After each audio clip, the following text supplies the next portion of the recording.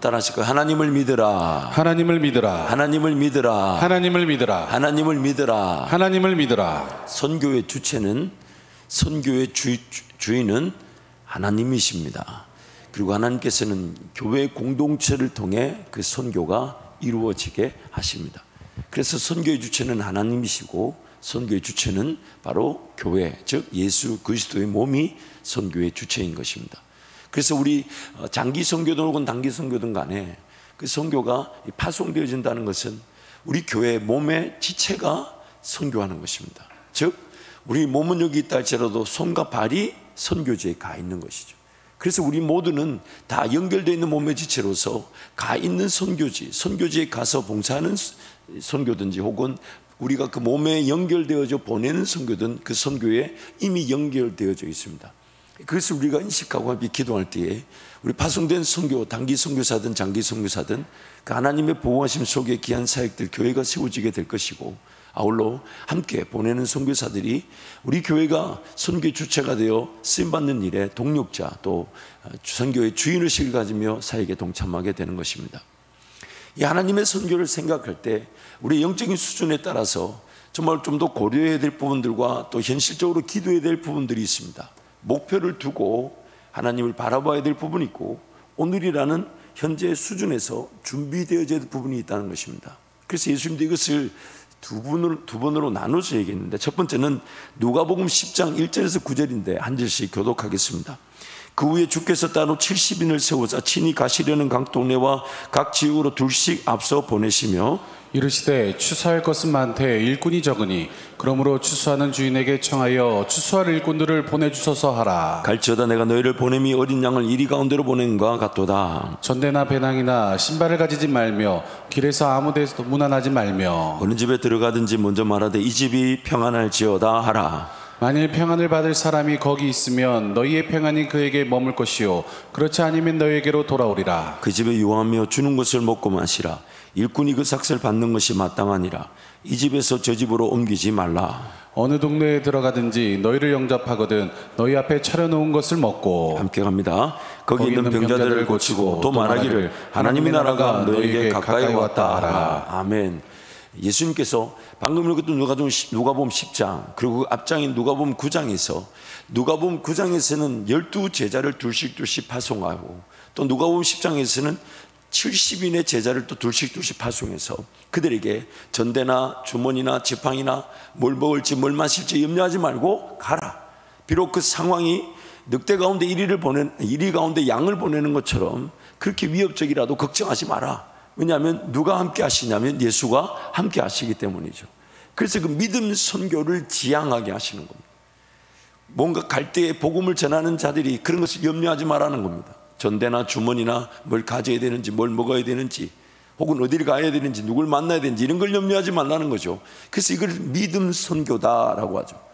이것은 단지 그 선교적 차원에서만 우리의 삶이 필요한 것이 아니라 우리의 실제 삶에서도 그 믿음의 선교, 믿음의 자세가 필요합니다.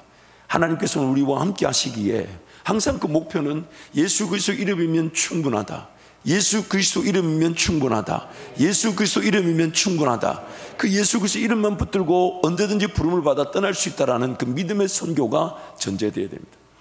제가 이 세상을 이기지 못한 사람들이라는 홍성사에서 나온 책인데, 이 책은 선교사님들 약 한 10여 분 정도의 그런 간증들을 짧게 선교사님들 일대기를 이렇게 적어놨어요. 그래서 제가 참 이 책을 읽으면서 또 가슴이 불붙기도 하는데, 그 중에 한 분을 소개하자면 이 중국 선교의 아버지라 불리는 허드슨 테일러입니다.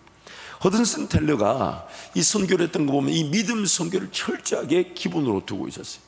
특히 그 허드슨 테일러 시대 때 유명한 그 기도의 아버지라 그러죠. 고아의 아버지이며 기도의 사람이라 불렸던, 그래서 5만 번 이상의 기도 응답을 받았던 조지 물러가 당시 허드슨 테일러와 교제를 하면서 허드슨 테일러가 이 조지 물러의 영향을 엄청 받습니다. 그래서 허드슨 테일러가 그 선교의 자리에서 그 믿음 선교, 오직 기도, 오직 기도, 오직 기도, 오직 기도, 오직 기도, 오직 기도. 그래서 허드슨 테일러가 처음에 출발했을 때 그는 21세였어요. 21살. 21살에 그 중국에 도착했고, 당시에 서구 문명을 받아들일 수밖에 없어서 그 중국에 그런 선교의 문이 열렸죠. 그런데 그 선교를 하다 보니까 당시에 중국인 그리스도는 허드슨 텔러의 통계에 따르면 3억 5천만 명 중에서 0.0001%밖에 되지 않는 350명이 그리스도인이었답니다. 3억 5천만 명이라는 인구 중에서 그리스도인이 350명밖에 되지 않았대요. 그런데 40년이 지난 불과 40년 만에 여기 보면 내용이 나오는데, 불과 40년 만에 1905년에 중국 그 내지 선교회, 그 차이나 인랜드 미션, 허드슨 텔러가 세운 중국 내지 선교회에서 파송한 선교사만 무려 800명 이상이었답니다. 여러분이 안 가기 때문에 놀라지 않으시는데 다시요 데이터를 한번 비교해 보세요. 불과 40년 전에 허드슨 텔러가 처음으로 땅을 밟았을 때 3억 5천만 명의 인구 중에서 예수 믿는 사람은 350명밖에 되지 않았어요. 근데 40년이 지난 다음에 허드슨 텔러를 통해 세워진 중국 내지 선교회에 파송된 선교사만 800명 이상이었다는 거예요. 그리고 115개 성으로 450개의 그런 각 선교 지부와 사무실이 생겨서 그 선교를 감당했다는 것이죠. 그 일대기를 보면 참 인상 깊은 내용이 나와요. 특히 우리 젊은이들에게 도전이 되면 좋겠는데, 그 허드슨 텔러의 아버지는 이 제임스 테일러라 그래서 당시 설교자가 많지 않다 보니까 평신도로서 교회 인정을 받고 평신도 설교, 즉 본업이 있으면서 말씀을 전하는 평신도였다는 거죠. 근데 그 아버지 평신도 설교자였던 제임스 테일러가 자기 아들을 낳게 되면, 하나님께서 만약에 아들을 주신다면 그 아들을 중국 선교를 위해 드리겠습니다, 그렇게 구별했다는 거예요. 그래서 마침내 허드슨 텔러가 태어나니까 허드슨 텔러에게 끊임없이 그 꿈을 얘기해주고 그 하나님 나라를 위해 살아갈 수 있는 비전을 심어줬다는 거죠. 그리고 허드슨 텔러가 17살, 17세가 되던 해에 아버지 책방에 서재에 꼽혀있는 그리스도께서 다 이루셨다, 그리스도께서 다 이루셨다는 그 책의 제목을 보고 엄청난 예수님이 우리를 위해 대속제물이 되어주신 것이 믿어져서 다시 한 번 더 재헌신하는 계기가 됐답니다. 그러면서 일부러 그때부터 17살인 허드슨 테일러가 선교를 가기 위해 훈련을 받았는데, 어떤 훈련을 자기 스스로가 들어갔다는 거예요. 따뜻하고 그런 좋은 오리털이나 포근한 것들은 치워버리고 딱딱하고 그 다음에 거친 침대 그리고 거친 이불들을 덮는 연습을 하고, 또 일부러 가난한 자들에게 찾아가서 그들을 돕고 그들을 위하고 그들에게 복음을 전하고, 또 중국어로 된 누가복음을 구해가지고 그래서 영어 성경과 대조하면서 약 600자가 넘는 한자를 미리 배웠다는 거예요. 17살 때부터. 무엇보다도 버터나 우유 이런 것보다도 오트밀이나 쌀, 그러니까 그 곡물 그 자체를 먹는 것으로 식량을 대신하는 연습도 했다는 것입니다. 그러나 그 기간에 가장 하나님이 배우게 하신 게 바로 기도의 능력이었다는 거예요. 그래서 중국에 간다면 여한 사람에게 어떠한 도움도 부탁할 수 없을 것이다. 영국을 떠나기 전에 기도 하나만으로 하나님을 통해 사람을 움직이는 믿음의 비결을 배워야 한다. 기도 하나만으로 사람을 움직이는 믿음의 비결을 배워야 한다. 기도 하나만으로 사람을 움직이는 믿음의 비결을 배워야 한다. 그렇게 고백하면서 훈련에 들어갔다는 거예요. 그러면서 이제 21살의 나이에 이제 중국에 딱 가게 됐죠. 그러면서 그 하나님의 엄청난 그런 믿음의 선교, 그래서 두 가지 재정 원칙을 세웠대요. 첫 번째는 누구에게 의도적으로 후원해 달라고 요청하지 않는다. 두 번째, 빚을 만들지 않는다. 지금도 그 OMF라고 그러죠. Overseas Mission Fellowship이라고 그러는데, OMF가 이 중국 내지 선교회, 허드슨 텔러가 세운 선교회의 새로운 이름으로 지금도 우리 전 세계에 활동을 하고 있습니다. 그래서 그 믿음 선교를 지향했습니다. 어딜 가든지 전대나 주머니나 혹은 뭘 먹어야 될지, 어디 가야 될지, 누구 집에 들어가야 될지 이런 걸 걱정하지 말라는. 그래서 누가복음 9장과 누가복음 10장에 보면 12제자와 또는 70인의 그런 제자들이 둘씩 파송되어서 돌아와서 그러잖아요. 그러니까 귀신이 막 떨어진 걸 보았다 그러고, 병이 고쳐지고 안전병이가 일어나는데 갖가지 능력이 나타났다고 할 때 예수님이 하신 말씀이, 그런 것으로 기뻐하기보다 너희의 이름이 하늘에 기록된 것으로 즐거워하라. 그렇게 그 믿음 선교를 강조해 준 것입니다. 근데요, 또한 누가복음 22장에 보면 예수님이 이런 말씀도 하십니다. 누가복음 22장 35절부터 38절 말씀 함께 선포합니다. 그들에게 이르시되 내가 너희를 전대와 배낭과 신발도 없이 보내었을 때에 부족한 것이 있더냐? 이르되 없었나이다. 이르시되 이제는 전대 있는 자는 가질 것이요 배낭도 그리하고 검없는 자는 겉옷을 팔아 살지어다. 내가 너에게 말하노니 기록된 바 그는 불법자의 동류로 여김을 받았다 한 말이 내게 이루어져야 하리니 내가 간한 일이 이루어져 감이니라. 그들이 여짜오되 주여 보소서 여기 검 둘이 있나이다. 대답하시되 족하다 하시니라. 예수님 분명히 예수님이 전도 여행을 다니시며 제자들과 3년에 가까운 공생의 기간 동안 제자들 둘씩 정해서 전도대로 보낼 때는 주머니나 돈 주머니나 뭐 음식을 위한 주머니나 준비나 이런 것 없이 어디 가서 누굴 만날지, 어디서 뭘 먹을지, 누가 초청을 할지, 누가 나를 받아줄지 이런 거 전혀 염려하지 말고 보냈을 때 제자들은 실질적으로 아무 어려움이나 불편함이 없었습니다. 예전에 우리 청년들이 단기 선교를 요르단으로 그때 중동으로 그때 갔을 때 요르단인가요? 어디입니까? 우리 그때 박형준 전사가 가지 않았나?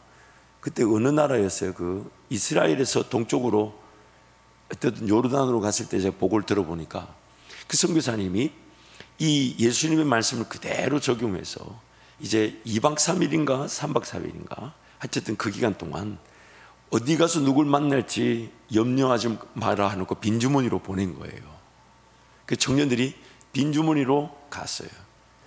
제가 생각해 1박 2일인지 2박 3일인지 그랬다고 제가 보고를 들었는데 그렇게 갔는데 감사하게도 그 팔레스타인 그 이슬람 그 사람들이 우리 전도팀들을 받아주고 재워주고 먹여주고 그리고 교제를 나누고 그렇게 전도여행을 마치고 돌아왔다는 그런 얘기를 들은 적이 있습니다. 분명히 그 믿음 선교는 지금도 우리가 지향해야 될 바이며 어쩌면 우리 신앙의 최고봉이죠. 예수님 그분의 이름이면 충분한 그 최고봉의 선교가 지금도 유효합니다. 그런데 동시에 오늘 예수님 왜 이런 말씀을 또 하셨을까요? 너희들 전대나 주머니나 지팡이나 먹을 것 없이 갔을 때 부족한 점이 있었더냐? 없었다. 근데 이제는 전대를 준비해라. 주머니를 준비해라. 뭔가 미리 계획하고 미리 채워놔라. 그 이유를 예수님이 복선처럼 두 가지로 우리에게 얘기해 주시는 거예요. 첫 번째는 이제 예수님이 더 핍박을 받게 되실 자리에 서게 되는 그때 당시만 해도 예루살렘으로 올라가기 전에 예수님이 가는 그 갈릴리 이방 땅에서는 거의 예수님이 왕으로 임금으로 세워질 만큼 그런 적대감이나 이런 것들이 예수님이 십자가에 달려 죽을 때만큼 심하지 않았죠. 그러나 더 어려워지고 더 위협적인 상황이 오게 될 것을 예수님이 말씀하시면서 그러나 또 두 번째 우리의 영적 형편을 관과하지 말라는 것입니다. 분명히 그 믿음 선교를 지향해야 되지만 우리는 그렇게 믿음 선교에 준비되어 있는 믿음의 사람들이 아니라는 거예요. 예수님께서 파송해 주실 때는 오로지 예수 이름의 권세만으로도 그 일이 된다는 것을 함께 계신 예수님 그분의 능력으로 일이 감당되었지만 이제는 우리가 성령 하나님과의 동행을 통해 나의 어떤 영적 성숙과 성장과 동시에 그 복음이 전파되고 그 하나님 나라 영광이 나타날 그 걸음거리에서 그런 믿음의 역사만을 추구한다는 이유로 삶 전반적인 지난날의 삶이 그런 헌신도 없었고 그렇게 하나님 앞에 깨어 기도함도 없었고 그 하나님을 찾는 일이 없었는데 믿음 성경은 가능하다고 그렇게 앞장설 일이 아니라는 것이죠. 그래서 이제는 성령 하나님과 동행하는 일에 철저하게 두 가지를 같이 지향을 해야 되는 것입니다. 첫 번째는 항상 예수 이름의 권세면 충분하지만 오늘 또 나의 현실에 맞는 준비가 필요하다는 거예요. 우리는 물질을 온전히 다 내 것이 아닌 주님 것입니다라고 드리며 살만한 믿음이 필요하지 지금 그렇다고 볼 수가 없어요. 그래서 내 삶에 여전히 그런 믿음이 필요한 삶인데 자기 욕심이 이제 내가 어떤 선교를 가고 주의 길을 걸어가니까 이제는 오직 주만 바라본다고. 근데 여러분 훈련되거나 단련되지 않았던 그 삶에서 그 믿음 선교가 하루아침에 등장하지 않습니다. 그러나 없진 않습니다. 반드시 하나님이 지치지 않고 또한 즐겁고 재밌게 하시기 위해 그 순종하고자 하는 그 발걸음, 그래서 어떻게든 그 믿음 선교를 맛볼 수 있도록 기회를 주실 것이지만, 지난날의 내 삶에는 전혀 그런 믿음 선교의 준비가 되어 있지 않으면서 어느 날 나 은혜 받았다라고 하루아침에 뛰어들어 덤벼들면서 그 욕심을 부릴 일은 아니라는 거죠. 종종 선교사로 가겠다는 성도들이 있습니다. 그 선교사로 가겠다 할 때 목사님 저로서는 뭐가 제일 먼저 기도가 되어야 되냐면 안전한가.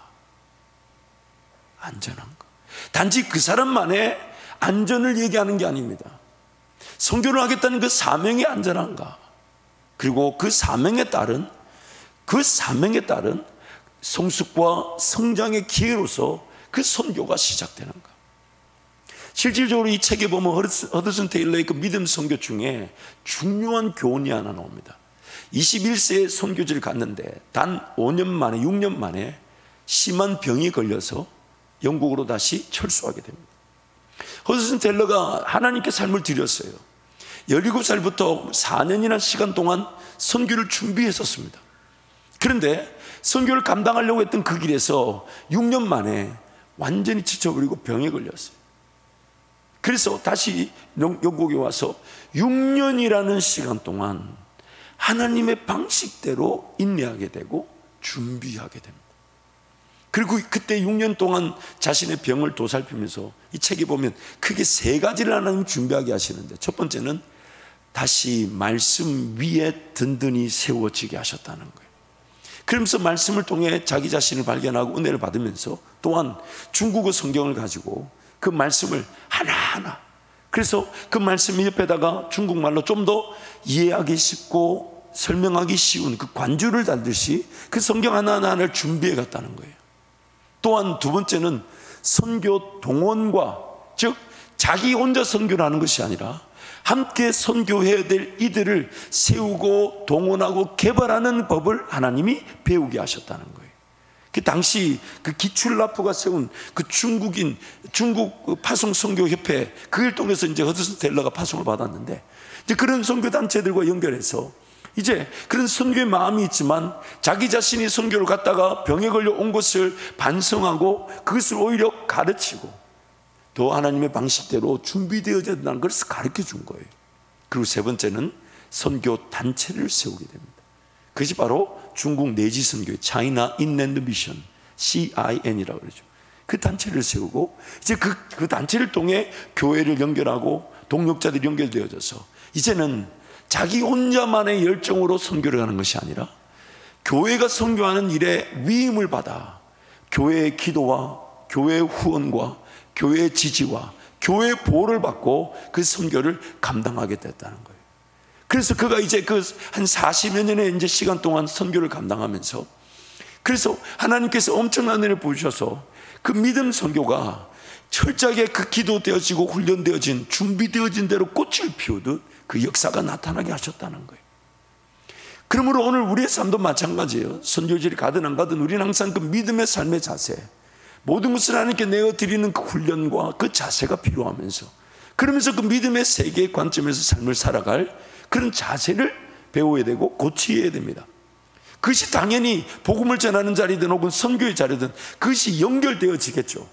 그럼 그 선교의 자리에서 철저하게 기도로 준비하며 주님만 바라보면서, 그래서 그 믿음 선교가 이루어질 수 있도록 주님과 동행하지만, 그러나 우리는 늘 믿음이 필요한 자들, 영적으로 그렇게 믿음의 기준을 따져볼 때 아직은 좀 더 인내하며 성장해야 내가 더 보호받을 수 있고 안전해질 수 있는 단계라면 믿음 선교를 지향하지만 또한 내 현실에 맞게끔 적절한 전대 주머니와 또 음식 주머니를 갖추어 두고 거기에 시간이든 물질이든 잘 구별하여 하나님이 쓰시기에 편한 하나님 나라를 위한 그런 훈련들을 이렇게 병행하는 것이죠.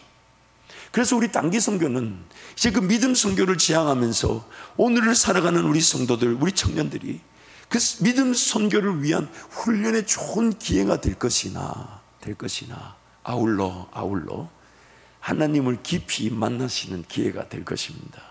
깊이 만나시는 기회가 될 것입니다. 그래서 여러분 항상 두 가지의 간증에서 첫 번째는 선교팀, 제가 이쪽만 보고 해서 죄송한데 이쪽에 많이 모여 있어서 그래요. 네? 우리 이쪽을 보고 또 얘기할게요. 첫 번째는 두 가지 종류의 은혜는, 첫 번째는 각 개인이 기도한 만큼 은혜를 누립니다. 각 개인이. 그래서 제가 이전에 청년들 여름에 이제 멕시코와 일본 선교를 갔다 온 다음에 2015년이죠. 15년 이제 1월 선교 때 6개 나라를 선포하고 그리고 6개 팀장을 세워야 되는데, 팀장을 세울 때 참 이 목사도 개팍하죠. 제일 신앙이 안 좋은 사람들을 세웠어요. 여기에 그 팀장들 몇 명 앉아 있어요. 공교롭게도 전도사로도 가고 또 바성 선교사 후보생으로 서 있는 사람도 포함되어 있습니다. 근데 왜냐하면 저 친구들보다 신앙이 더 잘할 수 있겠다. 물론 그 팀원들이 많이 고생을 했죠. 팀장의 신앙에 잘하는, 그걸 보면서 우리 성도들이 나 때문에 힘들 수 있겠구나. 여러분 이렇게 진지하게 가만 계시면 그거 별로 좋지 않아요. 근데 어쨌든 이제 그때 6개 그 나라들을 세웠는데 보니까 기도한 만큼 그 각 개개인에게 주신 은혜가 같은 팀인데도 다르더라고요. 같은 팀인데도. 두 번째, 팀별로 또 받는 은혜가 다릅니다. 팀별로. 특히 여러분 팀장들이 많이 깨어 있어야 돼요. 지금도 참 생각해 보면 참 단순 무식했어요. 그때 팀장들 전부 다 불러놓고 선교 가기 전까지 이제 한 달에 한 번 3일 금식 시키고 매일 저녁 금식을 시켰던 것 같아요. 그래서 그 3일 금식을 시켰는데 어느 날 어떤 지체가, 목사님 저도 정말 이제 군대 제대한 지 얼마 되지 않는데 선교에 그 큰 열매를 보고 싶다 하길래, 그래서 너도 3일 금식해라. 어쨌든 저한테 와서 도움을 구하면 무조건 그때 3일 금식. 그 나중에 세어보니까 한 40몇 명이 청년부에 3일 금식하고 있더라고요. 이렇게 감사한 일이죠. 왜냐면 그게 아니면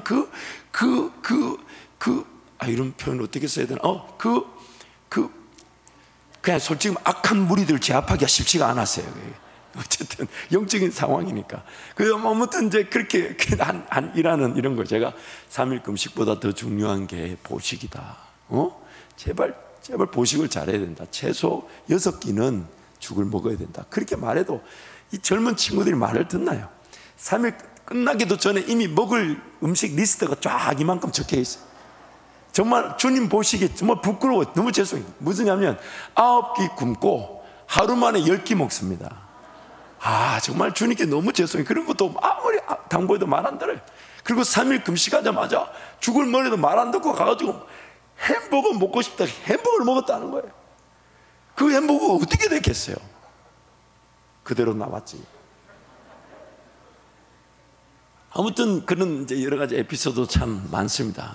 어떤 장로님 저보고 목사님 그런 추억으로 사시네 그런데 추억이 그렇게 좋은 추억만 있지는 않아요. 아무튼 그렇게 각 개개인이 기도하며 받는 은혜가 다릅니다. 또한 팀이 받는 은혜가 다르더라고요.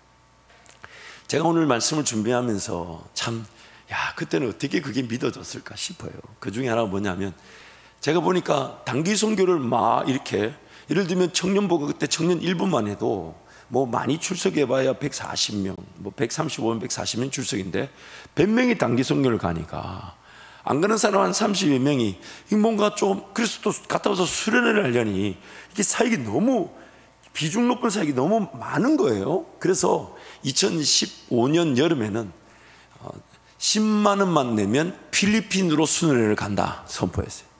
그러니까 단기 선교를 데리고 가려고 10만 원짜리 상품을 미끼로 던진 거죠.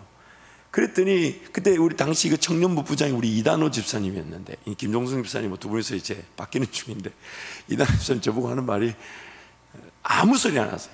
아무 소리 안 하고 그냥 주님이 도우실 줄 믿습니다. 제 기억에 그때 별 얘기는 안 하셨던 것 같은데 아무튼 기억은 잘 안 납니다만 요지는 그래가지고 하나님 100명 보내주십시오. 수련회 겸 단기 선교로 100명 보내주십시오. 그래가지고 엄청 기도했어요. 하나님 비행기 티켓 값이 내려오게 해주세요.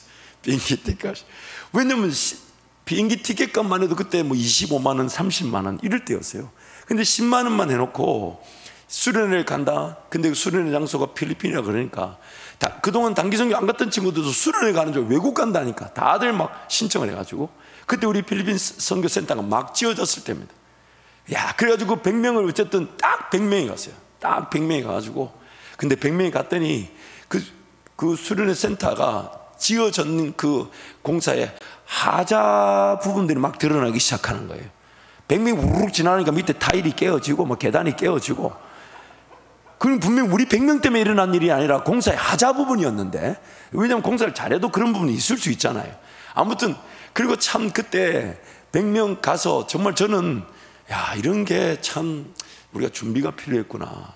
왜냐하면 이제 모든 재정을 청년들에 맡겨놨더니 그 어떻게든 예산을 아껴 놓으려고 밥을 먹는데 무말랭이 3개, 깻잎 반 자른 거 3장, 진짜 아니 그냥 밥만 먹어야 되는 분이, 아니 이런 거는 좀 미리 교회 식당에다 얘기하면 김치도 좀 넉넉하고 주고 할 텐데 왜 안 챙겼더니 그 예산 가지고 그걸 막 철저하게 한 거예요.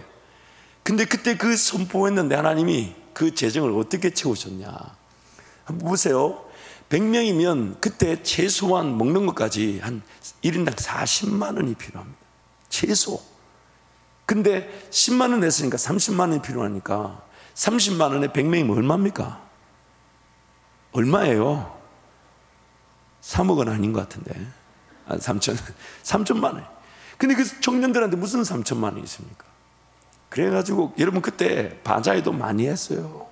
그리고 기도하는데 수박 농사 지으신 분이 수박을 팔아야 되는데 뭐 우리 선교에 필요하면 쓰라는 거예요. 그래서 여러분 그때 다 사 드셨잖아요, 그렇죠? 근데 이제 와서 얘기합니다. 그 수박이 꼭지가 시드는 병에 걸려가지고 이제 드셨으니까 이제 그 건강엔 지장이 없대요. 자, 오늘 와서 얘기합니다. 오늘 와서 이미 9년 전에 드셨어요. 9년 전에.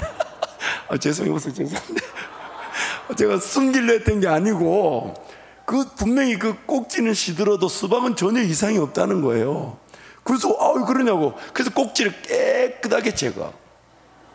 아마 여러분 가져가시면서 꼭지가 시들었다는 거 눈치 못 채셨을 거예요. 맛있게 다 잘 드셨어요. 참고로 저는 안 먹었습니다만은. 그래. 아니, 먹었어요. 왜 안 먹었겠어요. 근데 그거 여러분 한 통씩 다 만 원씩 다 사가지고 가시고, 또 여러분 언젠가 무구도 제가 가만히 이렇게 두 차에 우리 그 아시아지구 전도차와 또 우리 교회 탑차 그걸 끌고 가지고 3시간 차를 타고 와서 무를 2차를 싣고 와도 우리 교인이 많으니까 무가 나눠줘봐야 3뿌리 4뿌리밖에 나눠줄 수 없는 거예요. 그 이거를 팔자니 그렇고.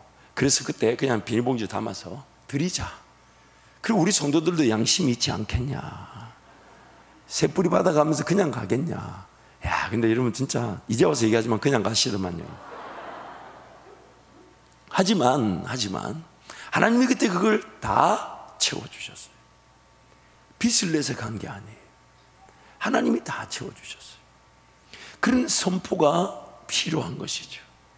그러니까 여러분, 내가 뭔가 헌신을 해서, 또 그때 당시에 제가 청년 일부를 대학부를 맡을 때 하나님, 이 대학부를 위해서 뭐가 좀 획기적이고 좀 더 새로운 시도가 되면서 당장의 은혜를 누릴 수 있을까? 그게 선교였는데, 단순히 우리 청년들이 선교를 감으로 즐거운 게 아니라, 그것뿐만 아니라 선교비가 어떤 방식이든 채워지게 될 때, 그것이 우리 청년들이 기도하며 또 뭐 봉사하며 섬겨서 채우시든지 간에, 혹은 부모님이 그것을 지원하든지 간에, 그 돈이 만약 그렇게 쓰여지지 않으면 과연 그 돈은 어디에 쓰여졌을까?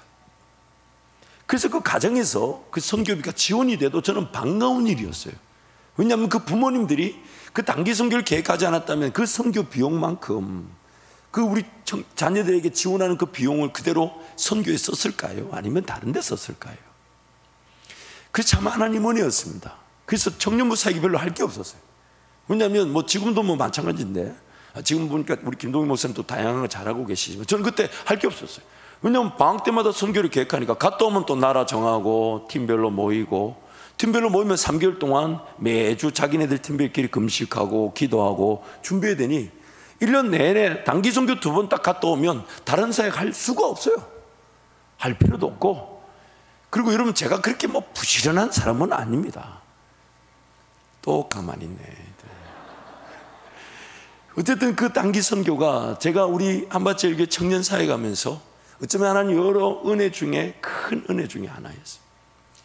그리고 또한 그렇게 멕시코에 갔을 때 우리 이제 유대현 전사님이 내일부터 이제 우리 파송 훈련 전문 기관인 이제 GMTC에서 이제 본격적으로 6개월 동안 합숙 훈련을 받게 됩니다만은, 그때 그 멕시코 갔을 때 자기 입에서 자기는 몰라요, 스페니쉬를 했는지 안 했는지. 근데 옆에 있는 그 원주민이 그걸 듣고 그렇게 감격하고, 그런 어떤 일들. 또 중국에 아까 보니까 우리 문하정 자매가 중국 선교 갔을 때 그 편말, 여러분 저 그 편말 그건 저는 보지도 못하고 뭐 청년들이 뭐 준비했다기를 해랬더니 벌떡 들은데 뭐 한문으로 예수 천당 불신 지옥, 옆에 그 공안들이 있는데, 그래가지고 제가 선교사님하고 둘이서 김동희 목사 전사님이니까 당시 불러가지고, 전사님이 오늘부터 책임자다, 나는 아니다, 이렇게 맡겨놓고, 그때는 기억나지? 뭐 김동희 전사님이 그때는 뭐 뭐든지 시킬 때 다 하지만은 뭐 그리고 뭐 저분이 뭐 죽는 줄 알았겠어요. 그런 줄 알았지. 예 하고 가더라고요. 왜냐면 생각해 보세요. 제가 붙잡혀 있는 게 낫겠어요? 김동희 목사님 붙잡힌 게 낫겠어요? 왜냐하면 생각해 봐요. 한국 와서 기도해주고 뽑아야 될 사람이 나야 되겠어요? 김동희 목사 전도사님에게 됐어요. 나는 내가 와서 기도하고 그 사람을 뽑아내려고 안 간 거예요. 이런 분위기 이상하네. 어쨌든 김동희 전사 불러가지고 저쪽 가서. 근데 재밌는 거는 그 선교사님도 저 옆에 붙어 있더라고. 그 선교사님도 저 옆에 있고, 우리 팀원들만 쳐서 예수 천당 불신지옥 하면서 막 이걸 들었다 놨다 하는데, 그 공안들이 그걸 안 잡는 거예요. 그래서 야, 어쨌든 감사한 일이죠. 그러면서 이제 나왔고, 짧게 줄이자면, 그리고 그 다음 날은 또 공원에 가서, 공원에 가서 그리고 공원에 갔을 때도 저는 그날 이제 우리 교회 설교 준비하느라고 맥도날드에 있고 우리 팀들만 공원에 간 거예요. 공원에 갔다가 이제 저녁에 돌아와서 그 맥도날드 앉은 자리에서 마지막 이제 오늘 하루 주시는 애, 그리고 이제 마무리하는데 선교사님이 제 앞에서 뭐 얘기를 하려고 이제 햄버거 먹으려고 하는데 눈물을 툭툭 흘리시면서, 저는 이렇게 하면 안 되는 줄 알았다는 거예요. 14년 동안 중국 선교를 하셨는데 그렇게 노방에서 대놓고 전도지를 나누고 복음을 전하면 안 되는 줄 알았대요. 근데 어제도 예수전당 불신지옥 들었다 나왔다 하고, 오늘 또 공원에 가가지고, 공원에 가서 그 자리에서 우리가 준비한 걸 하는데 선교사님 눈에 보인 거예요.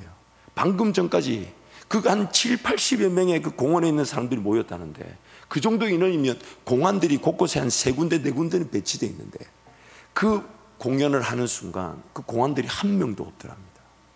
그래서 그 7, 80명이 왔고, 그 자리에서 우리 팀원이 예수 믿을 사람 나오랬더니 한 9명인가 8명인가 나오더래요. 그 자리에서 선교사님 저 멀리 있다가 자기가 뛰어가서 연락처를 받았다면서 와가지고 우는 거지, 앞에서. 그렇게 하면 안 되는 줄 알았다고. 그 참 감사했어요. 우리는 한 번의 방문이지만 그 선교사님이 그 도전을 받았다는 것이.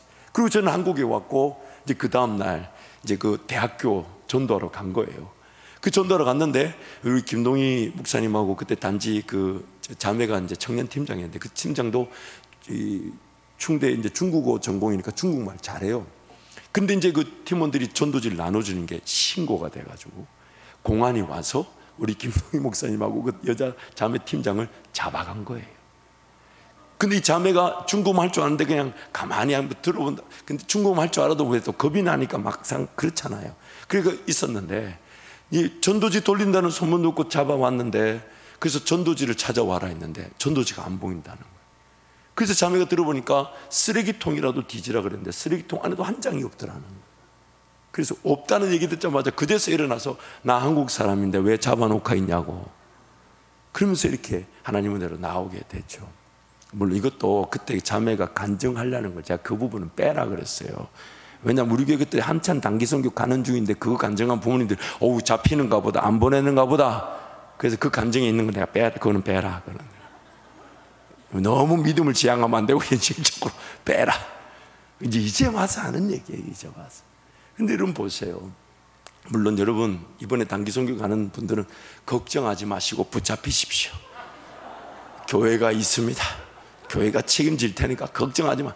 뭐 기껏해봐야 추방당하고 그 나라 10년 정도 못 가는 거 뭐 그 정도야 뭐 감수할 수 있지 뭐. 근데 여러분 보세요. 하나님께서 어떻게든 은혜를 주시려 한다는 거예요. 그것이 그 믿음을 지향하는 선교가 분명히 최대 목표치지만 우리 현실을 볼 때는 사실 그게 준비가 안 돼 있는 상황에서도 하나님 어떻게든 그 하나님의 복음을 전하기 위해 발걸음을 내딘 그 발걸음을 귀하게 여기시고 어떻게든 지켜주시면서 그런 은혜가 있으니까 이제 단기 선교가 이제 본격적으로 다음 주부터는 이제 청년부부터 출발하게 되지만 작년에는 아직 한 10일 정도 남았잖아요. 그렇다면 여러분 더 기도에 집중하십시오. 그래서 가기 전까지는 최선을 다해 좀 필요한 거, 있어야 될 거, 준비, 그것이 팀적인 준비가 필요하겠고 혹은 각 개인이 금식하며 준비하는 기간이 필요하겠죠. 그리고 이제 선교가 시작되면 어떤 은혜를 주시든지 간에 감사하십시오. 뭔가 제가 말했던 그런 특별한 일이 없어도 내가 오늘 이 현장에 정말 내 일상이 사실 녹록지 않은데 내 일터가 내 가정이 녹록지 않은데 오늘 나를 이 선교 현장에 이 단기 선교 자리에 나를 보내주신 것만 해도 감사하십시오. 더 나은 은혜가 분명히 있을 것이나 그 감사가 그 자리에서 예배가 되게 하시고 감격이 되게 하시고 또 하나님은 더 특별한 은혜를 주실 수 있지만 이미 그 자리에 있다는 것만으로도 감사한다면 어떤 은혜든 우리는 다 누리고 오게 되는 것입니다. 그래서 허드슨 테일러의 마지막 문장을 한 문장 소개합니다. 하나님의 일을 하나님의 방법으로 할 때 하나님의 공급은 중단되지 않습니다. 하나님의 일을 하나님의 방법으로 할 때 하나님의 공급은 중단되지 않습니다. 우리는 이제 이 대한민국이라는 이 지역에 교회를 세우며 모든 신앙의 수준, 어떤 상태의 신앙이 있든지 간에 그것이 젖을 먹는 자든 성장하는 자녀들이건 영적으로 자라는 자들이건 좀 성장한 사람이든 간에 모든 형태의 신앙이 우리 지역 교회 안에 있기 때문에 항상 하나님의 그런 믿음의 선교, 믿음의 역사, 믿음의 사역들을 지향하고 목표해야 됩니다. 그러나 또 동시에 오늘 우리에게 주어진 그 삶의 시간과 물질을 하나님 그분의 방식대로 훈련을 하듯 구별하는 법을 알고 떼어놓는 법을 알고 준비하는 법을 알고 가꾸고 관리하는 법도 배워야 합니다. 왜냐하면 우리는 예수 그리스도 이름만으로 충분함을 알지만 우리의 그 믿음 없음이 그 이름의 충분함에 항상 우리의 욕심이 결부되어져서 그렇게 삶을 준비되지 않았는데 내가 오늘부터 선교를 가고 오늘부터 사역을 하고 오늘부터 목회를 하니 하나님의 믿음의 역사를 나타낸다는 식의 그 욕심이 우리를 더 힘들게 할 수가 있죠. 우리를 더 죽일 수가 있죠. 그래서 오늘 우리 교회는 항상 그 믿음을 지향하나 또 현실적인 수준에서 또 훈련을 하듯 물질을 구별하는 법, 시간을 아끼는 법, 그것을 주님께 조금씩 드리고 맡기는 법, 그것이 훈련이 되다 보면 어느 순간 우리도 여기에서 복음 전파라는 그 강력한 능력을 경험하게 될 것이고 누가 가든지 간에 그 선교 역사에 우리 모두가 동참하게 되는 것입니다. 여러분 특히 자녀들을 위해 기도하실 때에 물론 그 자녀가 그 하나님의 놀라운 그런 복음을 직접적으로 전하는 목회자와 선교사 되기를 사모해야 되겠지만 그렇지 않다 해도 삶의 모든 연장에서 그 하나님의 그 믿음의 선교를 지향하며 오늘의 주어진 삶을 관리할 줄 아는 선교사적 삶을 지향할 수 있도록 선교사적 삶을 아울러 젊은 날 우리 청년들이 그래서 오늘 저도 헌금 봉투에다 그렇게 썼어요. 청년 선교사들이 일어날지어다. 그래서 우리 젊은이들이 막 일어났으면 좋겠어요. 일어나서 그 복음의 영향력과 그 가치를 위해 준비되어지고 그날을 위해 헌신하며 수고해서 주님이 파송하실 때에 정말 세상 어디 갖다 놔도 어느 영역 대전, 서울, 전 세계 어디에 가도 하나님과 동행하며 그 영향력을 나타낼 수 있지만 복음을 전하며 교회를 세우는 일이 최고의 영광인 줄 알아서 그 일에 덤벼드는 그런 목회자들과 선교사들이 일어나기를 축복합니다. 아울러서 우리 교회가 그렇게 기도해야 합니다. 더군다나 고령화 시대가 되었어요. 그래서 이제 교회에서 이제 기도하며 준비하는 것은 55세, 60대 그 사이에 은퇴하시는 분들의 그 전문인 선교사로서 그 평신도 선교사로서 그 길을 걸어갈 수 있는 어떤 준비가 있어야 되지 않나. 물론 그것도 철저한 어떤 그런 안전장치, 선별 과정, 세움의 과정, 훈련의 과정, 또 다듬어져야 되는 그런 과정들이 분명히 있어야 되겠지만, 그러나 누구든지 복음을 전하겠다 하면 교회가 기꺼이 헌신하고. 그래서 여러분, 미국에 가면 LA의 그 은혜 한인교회, 예전에 우리 교회 주일 낮에도 또 부흥회로 섬기셨던 그 한기용 목사님 섬기시는 교회는, 개 교회가 현재 400여 명의 전임 파송 선교사를 지원하고 있습니다. 한 교회가요. 한 교회가요. 사실 교회 규모로 보면 그 은혜 한인 교회, 우리 교회는 큰 차이는 없습니다. 근데 한 교회가 400여 명의 그런 가정이라고 볼 수 있겠죠. 400여 명의 가정, 전임 선교사 가정을 교회가 지원합니다. 그래서 2년에 한 번씩인가 전체 선교사 대회를 할 때, 이제 저도 그때 방송국에 있었으니까 취재를 가면 참 멋있어요. 선교사님들 오면 숙소 같은 걸 걱정을 안 해요. 그 일주일의 기간 동안, 선교사 대회 기간 동안 한 가정이 한 선교사님의 비행기 티켓 값을 지원하고 일주일 동안 그 집에서 머물게 하십니다. 그리고 그 가정이 그 선교사님을 섬기고 그 선교사님을 대접하고 그 선교사님의 사역을 듣고 또 후원자가 되는 그런, 근데 그 가정들이 줄을 서 있어요. 줄을 서 있어요. 그 멋있는 일이죠. 멋있는 일이죠. 걱정하지 마세요. 여러분도 곧 하게 될 것입니다. 여러분도 곧 하게 될 것입니다. 그래서 그런 어떤 선교를 지향하고, 우리 간에 복음을 전하며 교회를 세우는 것도 너무 귀하나 선교를 지향해서, 그래서 우리 청년들이 막 선교를 간다 하면 그 훈련의 과정을 통해 건강하게 잘 준비되어져 교회가 해야 될 그 선교에 그 청년들이 파송되어져 그렇게 갈 일들. 그래서 저 혼자서 이 청년 선교사를 세우는 일에 정말 이 많은 꿈의 많은 부분이 가 있어요. 제가 지금 말하지 않는 것은 또 여러분 들으면 또 모자라네, 부족하네. 자, 우리 어제부로 그렇게 안 하기로 했죠. 어제부로 끝났네. 그러나 이제 그런 꿈을 꾸는 거죠. 우리 젊은이들이 정말 세계를 품을 수 있는 사람들로 교회가 어떻게 해서든 밀어주고 세워주고 기회를 줄 수 있도록 그런 방법들을 고민하고 또 그런 계획을 하게 됩니다. 그러므로 단기선교회에 파송되는 우리 모든 청년들 또 장년들을 축복합니다. 여러분의 발걸음이 안전합니다. 주님이 지켜주시는데 그 발걸음 속에서 각 개인이 누릴 은혜와 팀이 누릴 은혜를 지향하고 더욱 사모함으로 금식하며 기도하시기를 축복합니다. 아울러 우리 모든 성도들도 마찬가지입니다. 우리 몸의 한 부분이 마치 손이 발이 선교지에 가는 것입니다. 우린 다 연결되어 있잖아요. 그래서 손이든 발이든 그 선교지의 사역이 안전한 것입니다. 왜냐하면 몸에서 영양분을 걸러보내듯 기도해주고 지원해주고 하나님 은혜를 구해주니까, 그래서 단기선교가 안전한 것이에요. 그래서 주님을 믿고 이번 기회에 주님을 뜨겁게 만남으로 내년 겨울 단기선교 때는 400명이 가게 될 줄 믿습니다. 400명이 가게 될 줄 믿습니다. 또 그 다음에는 더블로 계산해 주시기 바랍니다. 그래서 여러분 더 하나님의 놀라운 능력을 보면 좋겠습니다. 이 시간 한번 동성으로 같이 기도하겠습니다. 오늘 우리의 삶에 하나님은 어떻게 해서든 은혜 베풀기를 원하시며 어떻게 해서든 우리의 믿음이 자라기를 원하시죠. 근데 그 믿음이 자라는 그 목적이 뭐냐면 우리의 삶이 지금 현재 주어진 시간과 물질이 잘 구별되고 준비되기를 원하시는 겁니다.